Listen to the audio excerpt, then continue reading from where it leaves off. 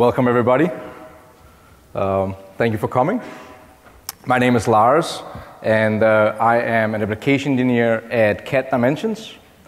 We are a reseller up in Buffalo, New York. That's like, for you guys who don't know, like right underneath the Canadian border. Like this morning, they got like 2 feet of snow. I'm so thankful for SolidWorks having it in Florida. I would literally be like, my back would be hurting from shoveling the driveway. So we're a SolidWorks reseller. We got 4 offices across New York State. We got one in Buffalo, Rochester, Syracuse, and Albany. I also write on a blog called cadcamstuff.com. Do some SolidWorks tips and tricks there. Kind of like ran a thing, five SolidWorks tips. I think there's over 100 now, so. I'm originally from Denmark. That can be an important piece of information for this presentation. In regards to this presentation here, if we could wait with the questions till the end, because there's another guy who's going to follow me, and I don't want to, run too long. I want to make sure that we kind of like give him time. And I'm not quite sure exactly how long the presentation is going to be. But any questions afterwards, definitely please come up here. I left my business cards up there. If you want a copy of the presentation, email me, and I will email it to you. At any point, I'm going to be here tomorrow too, today and tomorrow. Would love to say hi to any of you guys. If you had any comments in regards to the presentation, come up to me when we run into each other in the hallways. That's the practical things. Any user group leaders here today? Look at that. Awesome. So Richard Dahl did a great job up on the stage. Anna Wood, couldn't have found a better person to get that award. User group leaders. As I'm standing up here on my soapbox, I'd like to thank you guys for the work you guys are doing. You guys are doing a fantastic job. All you guys who are attending the user groups, thank you, because if you didn't show up, then these user group leaders would kind of like just stand there by themselves. Really appreciate that. The user group community for SolidWorks is awesome. This presentation here actually comes out of the Rochester user group. That was a user who used SolidWorks for many, many years. He came to me and said, I know my ways around SolidWorks, and I can do all the fancy stuff, but a couple of times a year, I get these imported models, and I don't really know what the heck to do with them. What is best practices? How should we handle them and stuff like that? So that's kind of like where this presentation kind of like comes from. So I made a little roadmap because it's always good to know where we're headed or where we're trying to head, I guess. So just want to kind of like just quickly touch on the solids versus surfaces. I'm going to talk a little bit about file formats, of course, importing into SolidWorks, or the title would be misleading. Some of my favorite power tools. And then in the end, we're going to talk a little bit about this magic tool in SolidWorks called FeatureWorks. It is really like magic, I think. Well, hopefully, I hope that after today, maybe you will attack it differently. I don't know. All right, so first off, talking about solids versus surfaces. That's kind of like important when we're talking about importing models into SolidWorks. So you have like this small little simple feature that you import into SolidWorks, and you end up with like a feature tree like we see at the left there with all these surfaces. And whenever people see surfaces in SolidWorks, many people start, their hands start sweating, right? They start like looking for the exit, like, oh my goodness, this is just overcomplicated, right? Or you're in a situation where you import this very complex model and you get the thing there in the middle that says imported 1, and you're like, what the heck am I supposed to do with that, right? You're kind of like, this is just, what the heck, right? So I just kind of like wanted to talk a little bit about that, because really what happens is that, so SolidWorks is phenomenal 3D modeling software. Pretty much what a solid is it's about if it's watertight. Like this water bottle here, if water can stay within it, then we can make it into a solid. But if there was a gap or something like that, then it becomes surfaces. So let me just kind of like jump into SolidWorks quickly here. That's where we want to be anyways, right? So I'm going to go up here and open up a new document. I'm going to hit OK. I'm going to go up to my sketch here, open up a sketch. top plane. I'm going to go up and hit the center rectangle. Make a rectangle like this, in the extrusion like that. There's a sketch. I'm going to go over here, we're going to extrude it up. Grab this handle here, because I never get to do that in real life. And hit this one here. And now we got a solid model here. Everybody follow me so far? Because it's going to get a lot more complicated from here, I can promise you that. Okay, good. Well, so what is interesting about this is that if I now go up here to the insert one, and I go down to the face, and I go into delete face, and I'm just going to set it here to delete, and I delete this top face here, what we would actually see is that it turns into a surface body, right? Because we kind of like eliminated that, now it's not watertight anymore, so now it becomes a surface body. So that's what can happen when we import things. Now, what is kind of like interesting is, let me just delete these two features here. Delete those, now we just end up with our sketch. What is nice that I don't get rid of that. If I went over to the surfacing toolbar and said I wanted to extrude a surface, like that, I get 4 non-thick walls. And if I went over here and did a planar surface, like that, and rotate it around here, let's right click, recent command. I don't know if you guys are using that one, I try to use it. So it's okay being lazy when you're working with CAD, right? And so now it's still like a surface box, but if I go in here and knit this together, highlight the whole thing, say try to form a solid, now it's actually back to a solid body again, right? So what is neat about this is all this stuff here, that is actually what SolidWorks is doing in the background when we're using the standard extrude boss feature here. That's all that happens in the background. It creates the surfaces, it looks and says, oh, we're going to close it, and can I now make it watertight, can I knit it together and turn it into a solid? So this whole thing about, when we're talking about working with surfaces, you don't have to know how to model a speedboat or, we looked yesterday with those jumping out from outer space and stuff like that. It don't have to be that complicated. Matter of fact, if we jump back to this slide here, if we look up on top up here, this is all the icons we're comfortable with those, right? Whew, I like those. Well, if you look at the ones underneath from the surfacing toolbar, look at them. Extrude surface, revolve, sweep, loft, bound. Isn't it kind of like the same thing? Right? So don't necessarily think just because you have to work a little bit with surfaces that it has to turn into this crazy, complex thing. Many times it's just a matter of creating a couple of small surfaces and kind of like knitting them together. All right, enough about that. Okay, so it's 4:30 in the afternoon on Friday, and the owner comes in and he's like, all right, we got that big order, and they don't have SolidWorks, but they can send us over some solid models, and when those resellers sold us the software, they said we can import whatever. What should they send? What is the file format they should send? And if you're looking there, that's like looking at the Cheesecake Factory's menu, right? There's a lot of stuff in there, what to pick. One of the things that I have found so engineers and designers, we really like to take things apart, right? We like to, radios, clock radios, whatever we can get handles, just take it all apart and try to put it back together again. But what I've also learned is that, when we don't have the time for that, just give me some best practices. I understand that they might not always be the best, but just give me some standard practices. Well, that's what I'm going to do here. I'm going to give you what I think is the best 3 formats to bring into SolidWorks. So when the owner comes running in and he's like, what should they send? I will give you 3 that is my favorite. Now, since you guys have been listening to me for 10 minutes or so, I thought maybe it would be a good idea to get you guys involved in what those are. So I have 3 formats, it's on the list there. I have 3 formats that is my favorite ones that I would ask a customer for to send in. And let's start with the third one, the least of the 3 that I would bring into to SolidWorks. Any guesses? IGES it is. Oh, now I gotta be running here. Hang on. Got a coffee mark, SolidWorks, cat dimensions. Did you say IGES? You didn't say. Who said IGES down there? Somebody says all the way. You had to be all the way down the bottom.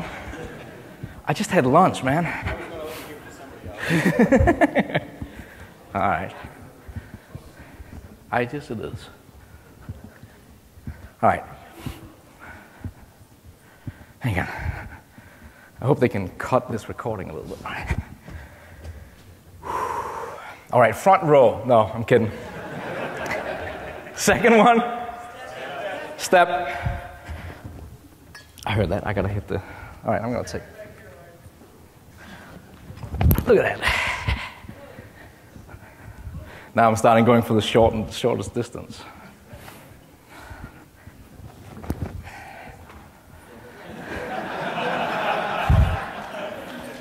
I didn't look. I'm gonna have to try again. First one.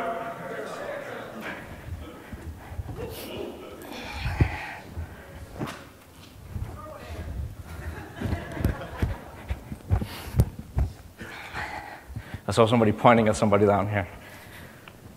There you go. Oh. Yep, you get, yes, that's fine. This may not be totally fair. I brought them. All right, so that's my 3 favorites to actually bring in. And here's actually an interesting thing. When I used to be a customer myself, and I had to send files to other people, because that happens too, right? I actually used to send them 4 files. I used to send them a SolidWorks file, Parasolid, Step, and IGES. Right? Then they can pick and choose what they want, because everybody have kind of like an opinion about what they want to use, right? So that was what I always did. Here, you choose, you can pick whatever you want.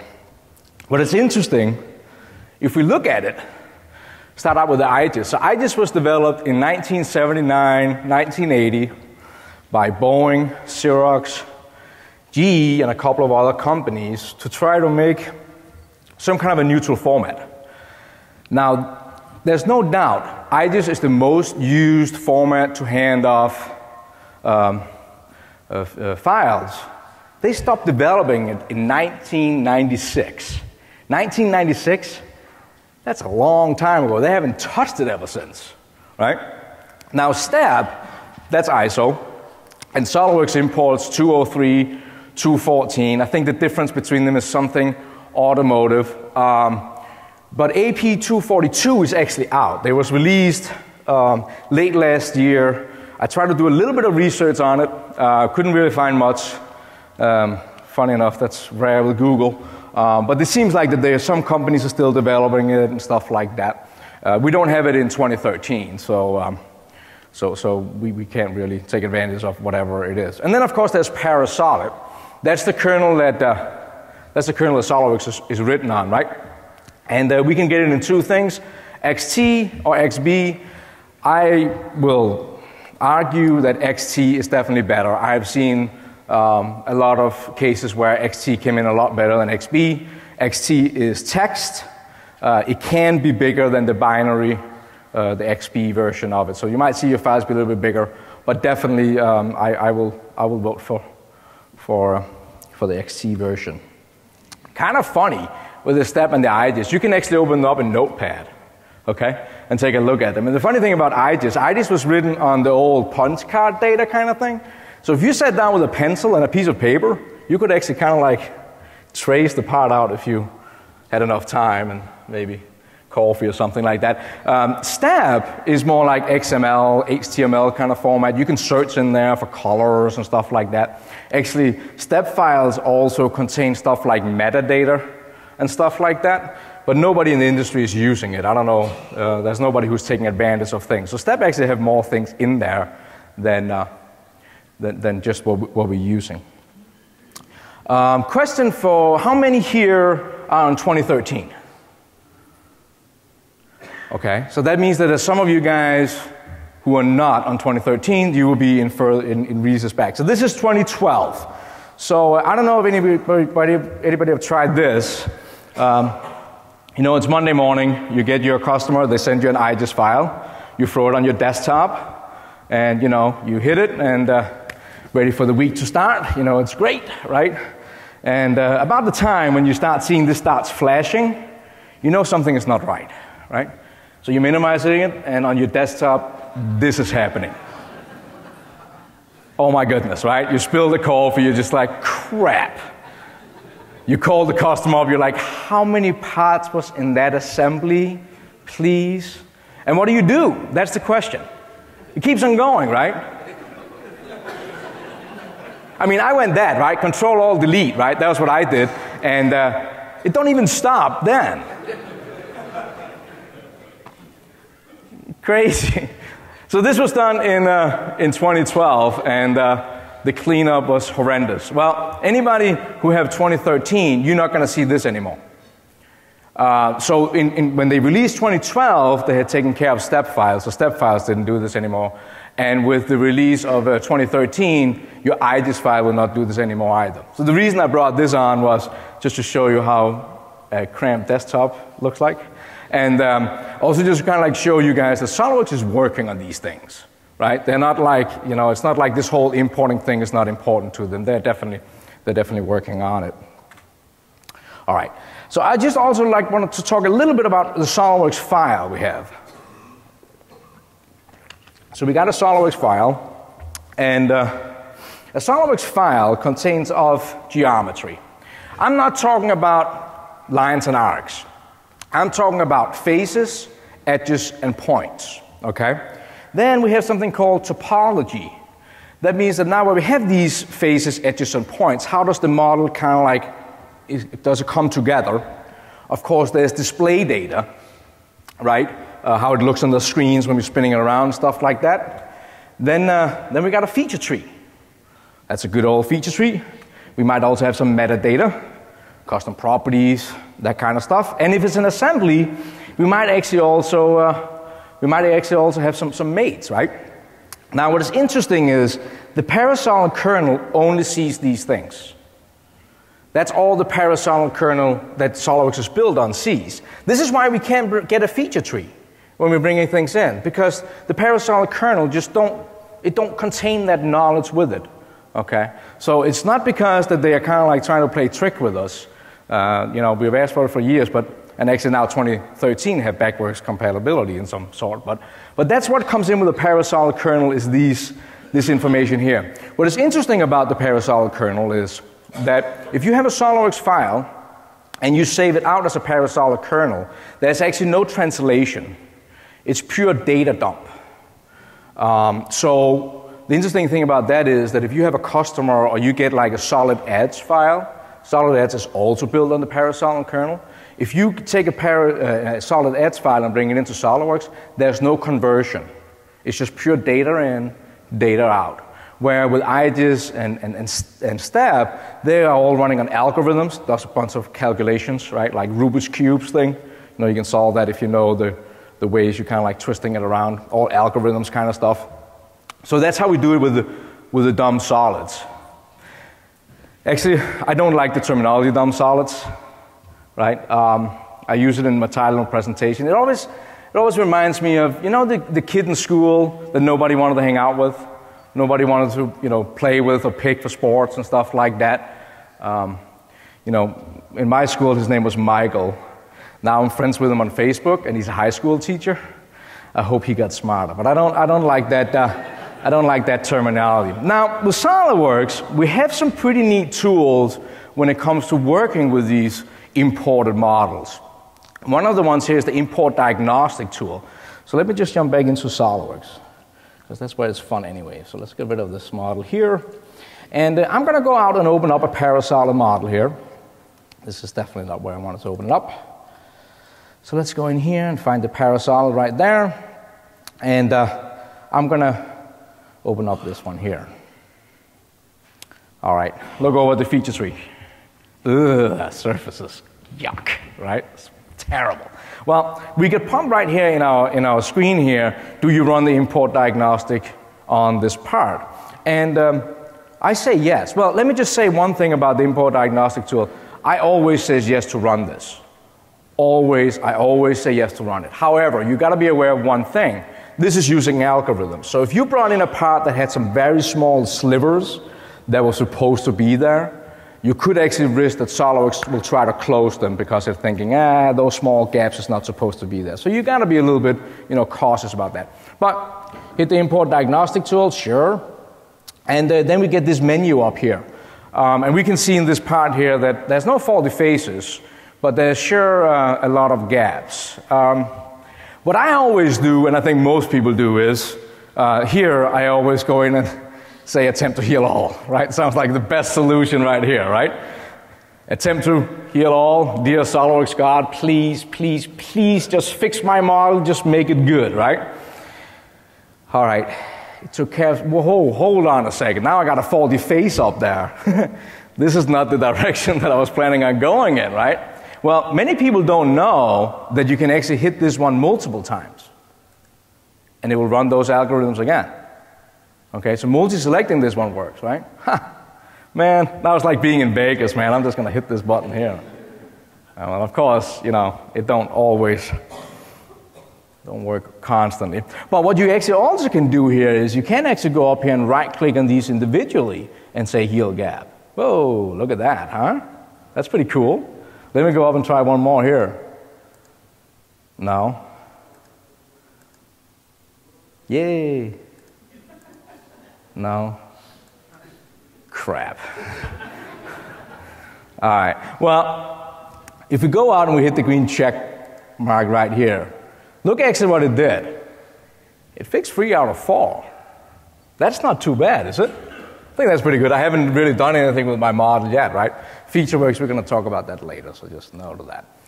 So it actually did 3 out of 4 surfaces just by running these algorithms on it. That's pretty cool. So at this point here, we might, we might have to go in and stitch a couple of surfaces up ourselves, right? There's apparently some gaps in here that was not closed. There's actually another trick. Talking about, using these IGES and STAP files as your translators, they use algorithms. They will actually try to fix models too. So there's something called round tripping, what means that we bring a SolidWorks model in, now we kick it out of SolidWorks and bring it back in again. So, you know how I was just preaching that STAP is better than IGES? In this case, it's not. So you might want to play around with it a little bit. But if I go up here and I say save as, and let's save it out as an IGES file. Okay, and I'm just going to throw it out on the desktop. So now we create that IGES file there, save it out on the desktop. Okay, and I'm just going to get rid of this one. I don't need this one anymore. Don't even save it. Now, if I go out and we go to our desktop and we look for that IGES file right there, sitting right there, right? Let's open it up again. Now it's running all these algorithms with this part, and it comes up again and says, whoa, you want to import Diagnostic tool. Now check this out. It actually looks not like a surface anymore. But there is something wrong with it, and of course we're going to run the import Diagnostic tool and hit yes. And, now it's not gaps anymore. Now it's faces. Well, what am I going to do? You all know it. Attempt to heal all. Please, please, please, please, please, please, please. All right. Fixed that one. The computer up here is all like ding, ding, ding, ding, ding.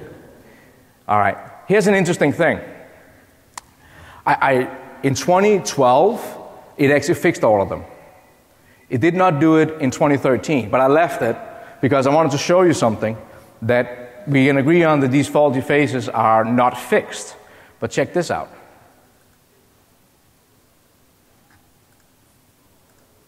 On this computer, they're not either. On mine, they are. That's funny. Okay. This is when you work on another computer. I should have brought my own computer up, because if I brought it up, it would have been fixed. Here's another thing. So that was interesting that on my computer, they were all fixed. Of course, it's not here. You can actually get into the Import Diagnostic tool just by right-clicking and hit Import Diagnostic. Now, I'm pretty sure that it's not going to be able to fix the two faulty faces here. No, and you don't want to fix it there. You can actually also get to that same one. If you right-click up here and you turn on Data Migration, that same toolbar is available up there, and it's also under Tools. Now, another tool that is inside of SolidWorks to analyze these things is the check here. So if you click on that one and you hit check, you will actually see we get a note about these two faulty faces too. Okay? And there's another little trick. If we go in here, go back into the Import Diagnostic tool in here, we can also right-click on these and say Zoom to Selection, and it will take us into the area. And when it comes to like display data and stuff like that, I always run in shaded with edges. How many people in here don't normally run shaded with edges? Right, everybody does. But the one I like to point out too is this one down here, wireframe. See, if you have any faulty faces, that will actually show up with that blue background there. So that can be a pretty quick way to kind of like quickly determine where you have faulty faces. Now, if my presentation here was like as where it was supposed to be, right now we wouldn't have these two faulty faces that I have right now.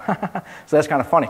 I'm going to leave them just because. But I mean, in this case here, we can definitely agree on that we brought in, you know, a multi-surface body part, and now we know we have some kind of an issue in here with these faces here. And actually see how it collapsed this one dial down. I mean, this is definitely not perfect, but if you were just trying to bring in some kind of a SolidWorks model and you got in all the surfaces, this was maybe just something you needed to use for references, then this technique by round tripping and around and stuff like that is definitely a neat way to solve a lot of these things. So if you bring them in, don't go into a panic. There's definitely neat ways to do it.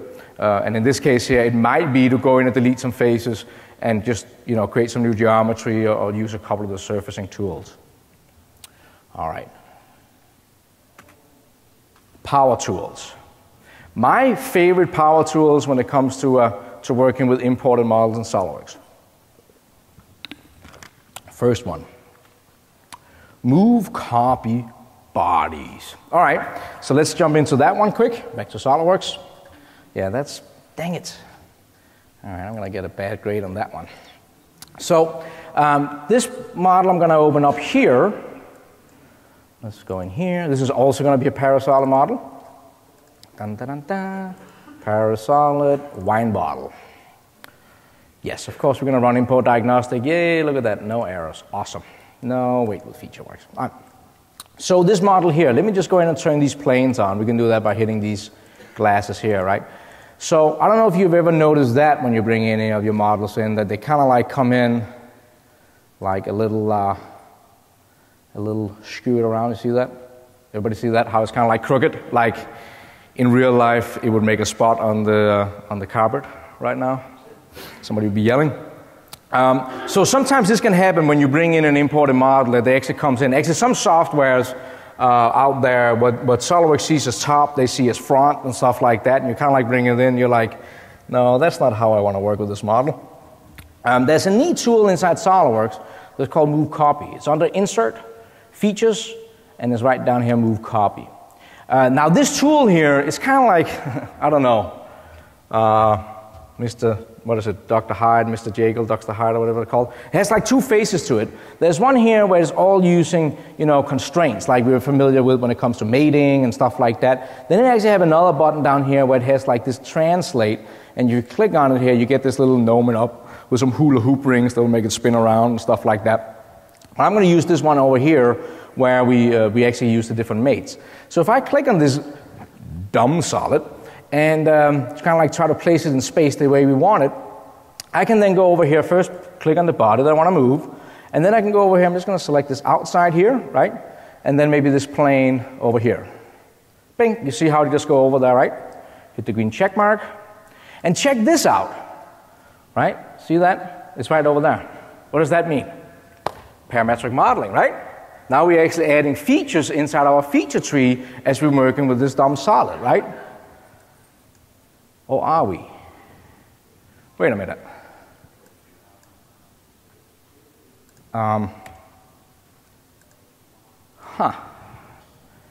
Interesting. Let me just try that one more time. Insert features, move copy, this body here. All right, let's go over here. Let's do the outside of that bottle right there and make it to this. Oh, now the wine is really running out of there. Green check mark. I mean, I know there's some new stuff coming in SolidWorks, but this don't look right. You can even do this. Check this out. Features. Oh, not split. Insert features. Move copy. Let's select this bottle here. Let's do it to the top of this one. Like that. And let's do it to the top plane here. And let's flip it around.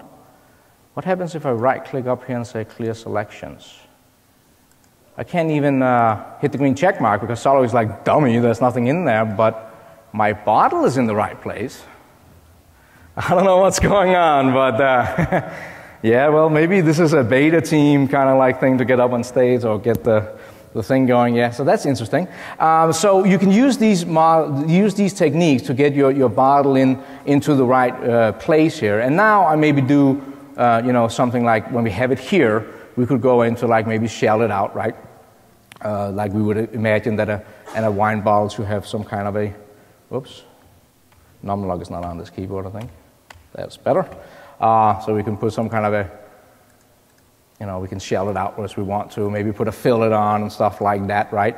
And kind of like get it to what we expected it to be. And now, just an idea, not necessarily a rule, but if this was how I had expected the bottle to come in, and I wanted to keep my feature tree short, I could actually round trip that one out again, right? If I saved it out as a parasolid and brought it back in again, now it would be shelled out and had the radiuses on it, and my feature tree would be nice and short. So that's just another thing to do. Actually, I want to show you another way you can do this too, but it's kind of neat. Let me go in and open the same one up again.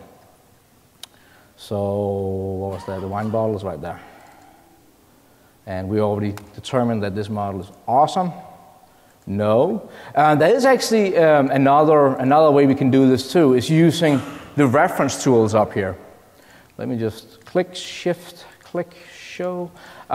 In here, we could actually also do something like reference geometry and say we want to place a point. And if we want to say place a point, we could say like arc center maybe or something, and place a point right in there. So now we got a point there. And then we could go up and use the coordinate system. Now, if we look here, the coordinate system in here is kind of like wacky, right? Because it's following the coordinate system down here. Don't forget in SolidWorks, any cylindric face in SolidWorks has a temporary axis through it. Don't forget that. Temporary axis, right? In my case here is the y-axis. I want just to follow the temporary axis. That's exactly how I wanted to be showing. Hit the green check mark. And now, with these created here, if I now save it out as, I'm going to throw it on my desktop, as a parasolid, T, and you go into options, I can actually now pick that coordinate system you see in the bottom of our feature tree. So like that. And now, if I close it down, I go out and import that model in again. Dum, dum, dum, wine bottle. Ta-da, it's in normal. So, just a couple of different ways you can work with these in here, but that the move copy command, that one, if anybody from SolidWorks is in here, I don't know, that one seems a little suspicious to me. I'm not sure what's going on there. Number 2, move face. Move face is really neat to work with. You can really do a lot of quick design changes with that one. So let me just jump back in here again. This time it's going to be an IGES file. IGES. And let's go this there. Run import diagnostic. Oh, faulty face. Well, let's just hit this one. Yay, SolidWorks is awesome. Now the feature works and do. For some reason, you don't get shaded with edges on when you import models. That's just a little annoying. Well, the move face is actually sitting right up here also. Oh, under face command here, move. And that one is pretty neat. There's 3 different options in here. That pretty much does all that you would expect them to do. So if I go in here and I select a couple of faces here, I can grab this triad here and just quickly alter my part.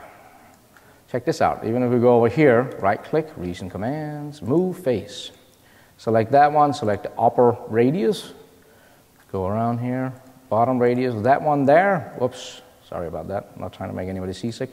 If I move this one up here, right, I'm completely altering my part. Now, what is neat about this is actually parametric, because look at this. I actually get dimensions. So if I knew that that thing actually was supposed to be 50, right? Ta-da! I can actually start putting some intelligence into my models, right? So even when we're getting these imported models, I guess one of my messages is we don't have to turn it into get a feature tree. We can work with these models. And all the interesting thing about the move face is that if I just select one face, I'm actually adding thickness to the part too. How about that? So the move phase is really quickly, if you just got to make a couple of adjustments and stuff like that, that one is definitely a tool to remember. Delete phase. This is magic. I mean, whoever came up with this tool at SolidWorks, I'll buy a couple of beers, a case of beer, something. All right, check this out. I got this part here. We're going to take this is a parasolid. And I already used, yes, run that one. Oh no, a faulty face. Come on, yay. All right, so the delete face tool, I used it when I deleted that first, when I extruded that very complicated block up, the first one I did, right? I deleted the face and it became into a surface. So if I go in here and I say face, delete face, there is also another option in here called delete patch, okay? So check this out. If I go over here and I click on this part here, gone. Huh, that's pretty neat, isn't it? Right click, recent command, delete face. We'll delete and patch on it. Ta-da, does that. That's pretty neat, right? Even if you got something like this, there's definitely some kind of a nick in this part here. One of the things to remember about this delete and patch tool is it's not about how complicated the issue is. It's about what's around it, because that's really what SolidWorks does. When you use the delete and patch, SolidWorks looks around the other places and says, hey, I wonder, can I fix this? Right? And it just merges it all together, okay? So that to me is just awesome. And I mean, I don't know, I wouldn't say that I would be happy to get models that is broken, but I mean, this delete and patch tool here, I mean, that is almost just fun to just, you know, just do that kind of stuff. And even if you have a part like this, I mean, we can agree on this is a pretty complicated part, right? Next year's model mania or something like that. If you even have something major, like this whole feature here, I mean, that's a major component of that one. With the delete tool, delete and patch tool, if I go in here, delete and patch, let me just try to window as much of this stuff as I can, and I just select all the edges, whoops, not that edge, all the faces of this one feature here, I can actually go in and completely take it out. Okay, so I mean, you know, I know you guys sometimes you get models in, you got to fix them, but also sometimes it's like, you know, the boss comes in and like, we just need to move a couple of features, right? And you're kind of like, yeah, just a couple of features, right on, pal, right? So don't forget about that tool. Now there is another one down here called delete and fill. I have an example. If I'm not running out of time, I'll show it in the end. It's not an imported model, but it was just actually one I stole from one of the SolidWorks employees, this thing. Just a neat delete and fill thing. I'll show it if I have time. Delete tool, pretty cool. Linear patterns. Yeah, so even commands that we are using on a regular basis inside SolidWorks we're comfortable with, we can actually use those when we're working with these imported models. It's not really that scary. So I have this imported model here, and I don't know who modeled it up, but whoever modeled it up definitely didn't have the right concept. All these holes here, I actually wanted them distributed equally around the part. So I'm going to start out using the tool we just used, delete and patch. And I'm just going to select this face here. Oh, anybody ever see these icons showing up here when you're working with stuff inside SolidWorks? They're not there to be in your way or confuse the enemy or something like that. They actually have a good purpose. See, if I select this one here, it's going to select all cylindrical edges. Now, I don't want all cylindrical edges, so I can just quickly uncheck the ones I don't want. I want to keep this part as a seated part. But that's another neat tool to just quickly mass select stuff, so don't forget about that. Now, delete and patch, easy enough, right? So now they're all gone. Now I have my seated part that I want to work with. So let's go up and use this one up here. Now, that's a comfortable tool, right? Can we all agree on that? This, oh yeah, kindergarten stuff. All right, I click on this one, and I'm going to just go in here and select, I want to go linear at this edge, and I'm not sure what my instance is going to be right now. I want to go in second direction. Same thing in here, a couple of different ones. Now, instead of hitting features, I'm actually going to go down here and select faces instead. And I'm just going to go down here and select these faces here, and as soon as I do that, we can see that things come alive on our screen, so let me just do something like this here, and this one probably go something like that, right? And then something like, when we're in here, don't forget that we have like the instant skip down here, right? So now I can actually go in here and get rid of these here, because that's not going to solve. And I hit the green check mark here, and then I actually use the linear pattern to take this part and turn it into what I want. Just as a side question, sitting in Elite AE down there, how many people in here know a standard linear pattern inside SolidWorks? How many have ever tried this? Go in and click here and hit delete on their keyboard and get this message up here. Delete pattern instance. Everybody knew that? I tell you what, we had like 3 Elite AEs who were all like, no way.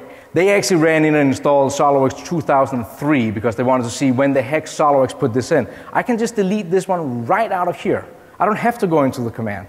Yeah, we didn't know that. That was kind of like an interesting one. Just hit delete. You can either delete the whole feature, of course, but you can also just hit the feature there. Interesting. We didn't know that. It's kind of fun. All right, let's get rid of that one. All right, 1999, June 19th, the United States played their first match of the famous World Cup, where they just, showed the world what women's soccer are up to. Now, the first match, the team they beat it 3-0. Any idea what country that was from? Nice job, man. You know what? We didn't win a single game in that whole tournament. All right, so now you can bring back with you some upstate New York wine, all the way back to Australia. There you go, my friend. And you get a coffee mug too. And you can drink the wine out of the coffee mug if you want.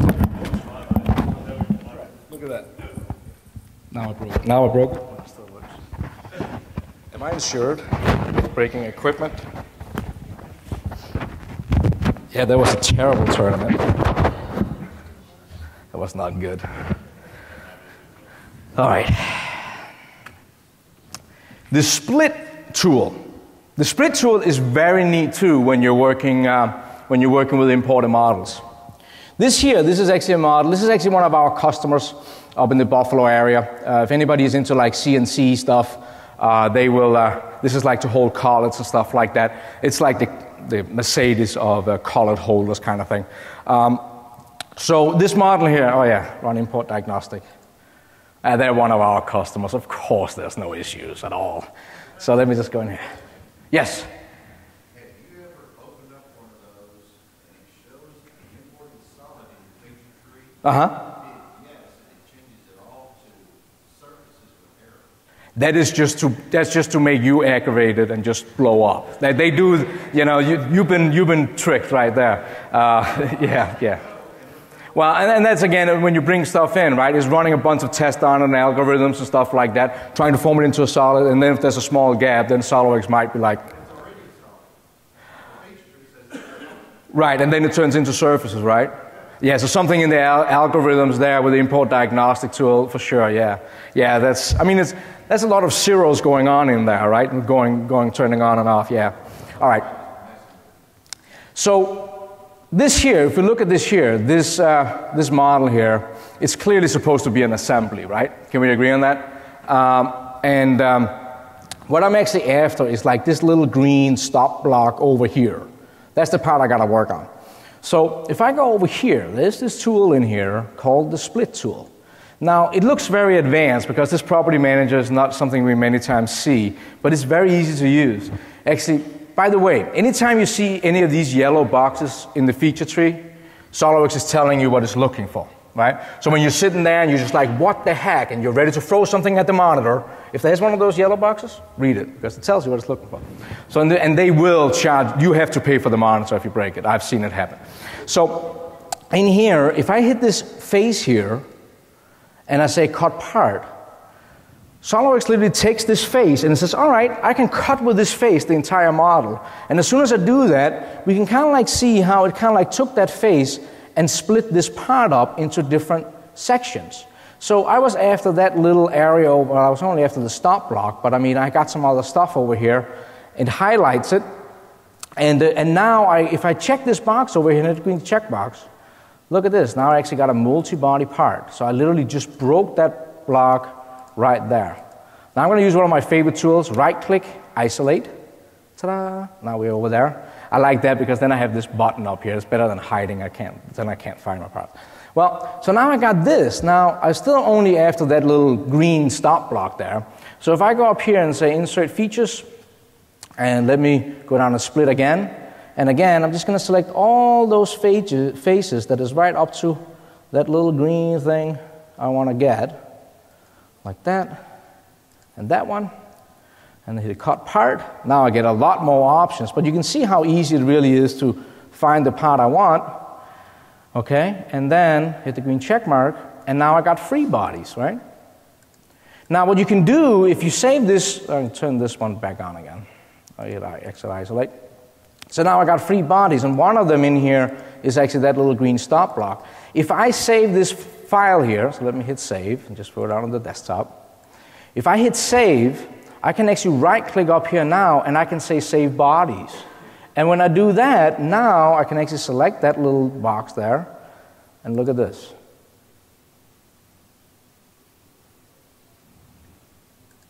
Now I actually got that stop block right out of the assembly, right? That's the one I got to work on. Split 2 it's called up here, so let's save that one too, right? So save all, and now we got this stop block sitting right here that we wanted out of the assembly. So that split tool there, the split command is definitely very handy when it comes to working with imported models. Yes? Now when you do a split like that block like you just made, still related back to that other... Yes, yes. We're going to come back on that. So now, let's go to the next one. Hole wizard. All right, I just threw this one in here, I guess just to kind of like try to make a, let me bring the same part in again. Just to kind of like make a point about when it comes to, I think a lot of people, some people, myself in the past, had this idea that when it came to work with imported models, that this scenario here is kind of bad. That's not really workable, but all the features that we used to working with inside of SolidWorks, they work on these imported models. It's not a bad model, it's just don't have that feature history. So I mean, if we're in here and we are working with standard features, if you just, you know, we were missing a couple of I don't know what will fit in here, 5/8. We were missing a couple of fasteners. We can actually go in here and, so counterboard holes is what I'm doing. We can actually go in here and we can use tools that we are standardly using in SolidWorks without really any panic for anything bad should happen, right? I mean, I can go in and work on that. If that was just the 3 holes I had to put in there, there's no reason to really work around this whole imported model. Just put the counterboards in there and pattern them and you're good with it. So don't forget about all those standard tools in SolidWorks. Whoa. Uh-oh. What happened there? It's referencing something, isn't it?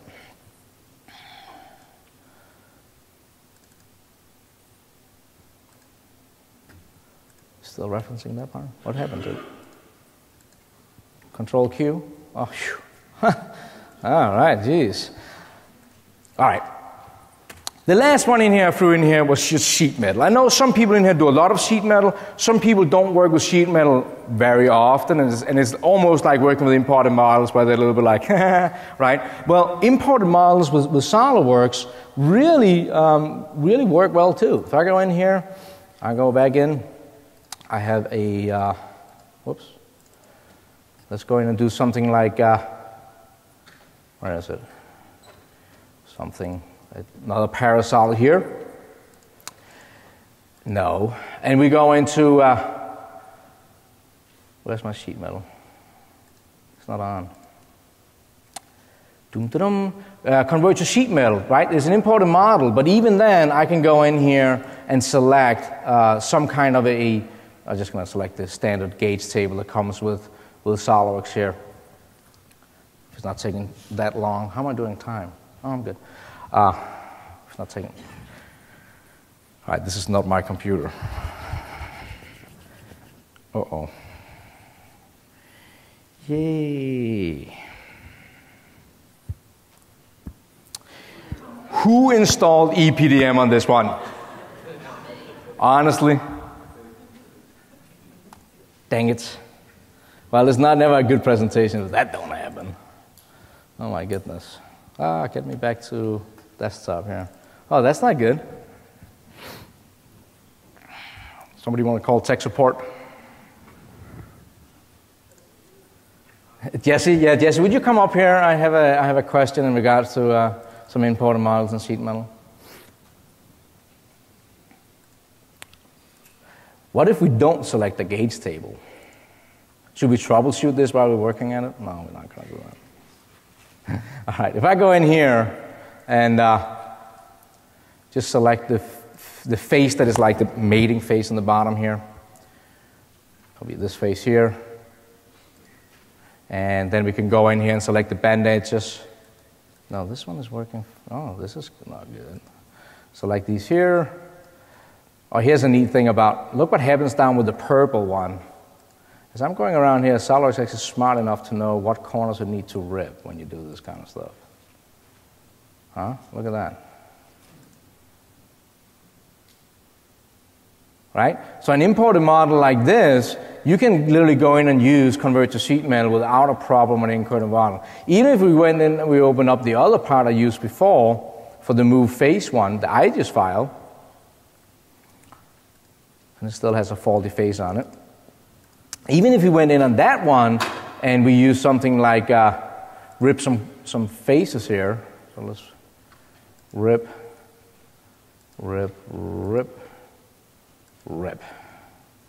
that, and insert some bends like that there.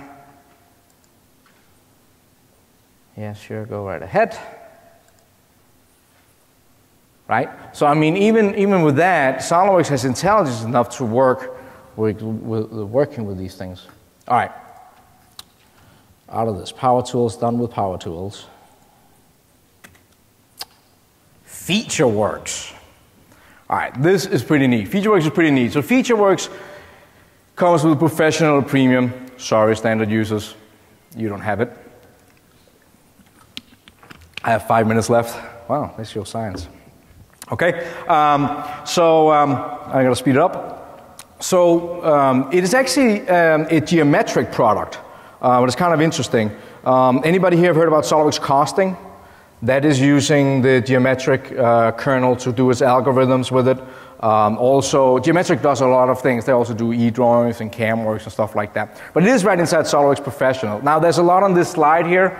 I just left that on there in case anybody wants it, right? You're more than welcome to grab my card, email me, and I'll send you the whole PowerPoint here. But it's pretty neat. Now, let's get back into SolidWorks. Let's get back into SolidWorks, thank you.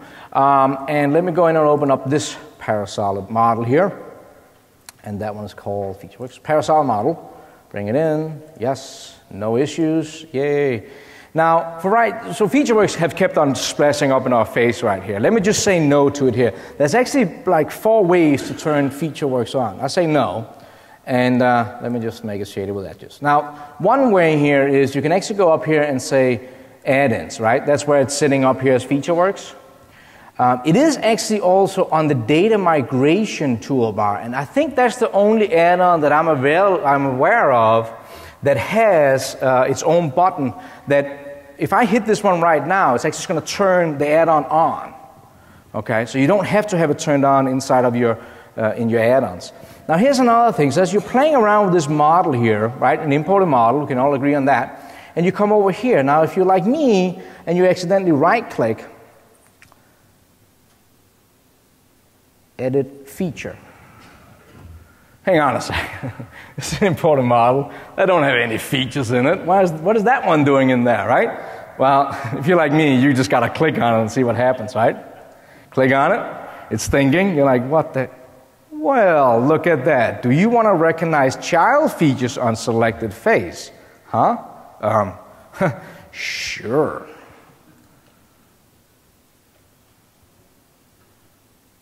Look at that. There's a cut and there's a fillet. Huh. Interesting. Hang on a second. Oh, now it's turned on, huh? Interesting. Yeah. So you can actually go in here, right-click on a feature and say Edit Feature, and FeatureWorks, if I say no, it's just not going to bring in the radiuses. That's all it's doing. Now it's just going to only do the cut. But it actually knows best practice about leaving the filters down in the end. That's kind of neat. I really didn't know that. Now, if we do go up to recognize features, we do get a completely different menu. We get this FeatureWorks menu here. Now, there's two different modes. There's automatic and there's interactive. Now, let me just show you automatic. That has to be simple features, for sure. Okay? It has to be simple features. So remember that file I just saved out a few minutes ago? That split part here, right? That's a simple feature, right? Brought in as an imported model, and dang it. Well, FeatureWorks only works with imported models. And it have already registered it as a SolidWorks part because we used that split command, right? How about round-tripping it? Huh?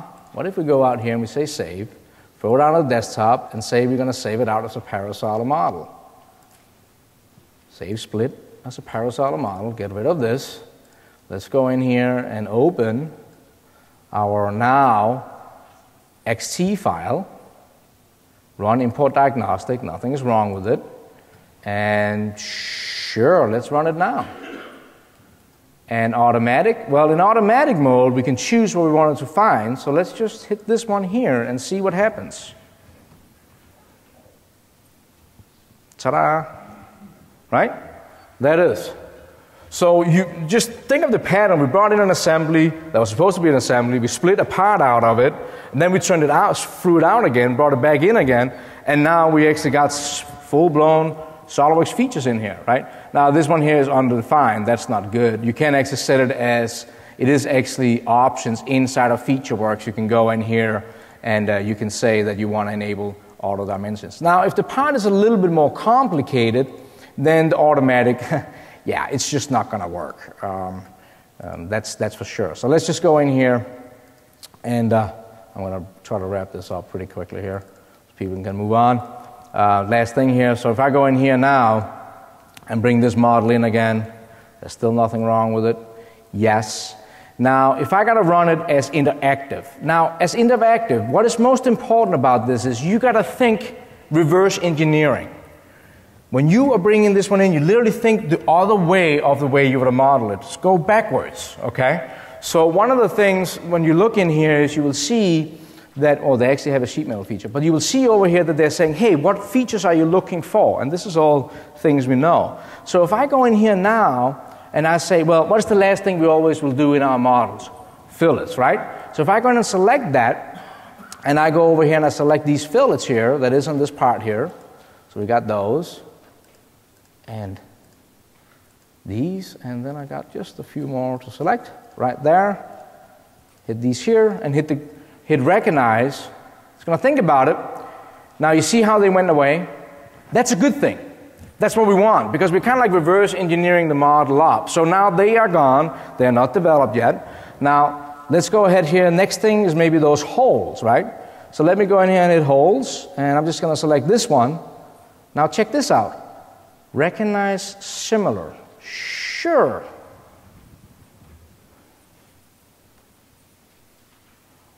And they go away. All right, that's pretty good. Next ones here is maybe some cut extrude. Maybe these faces here. Whoop, recognize. Yeah, that's pretty good. How about this one? I like it.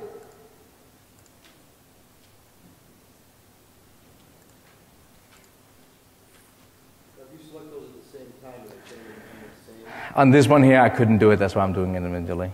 It didn't work. I tried it first, and it wouldn't do it. Now, this one here, I'm going to make a boss extrude. Select that one. Recognize that one. And then the last one, of course, is this one here. Now, check out this. It jumps over to a second page where it lists all of them. And when we hit the green check mark, it's building it all up with all our different features and stuff like that right there. It even puts in whole wizard holes, what is awesome, right? So that's really how it works there. That's all I had. We're right on time. Thank you. Thank you so much. Appreciate it.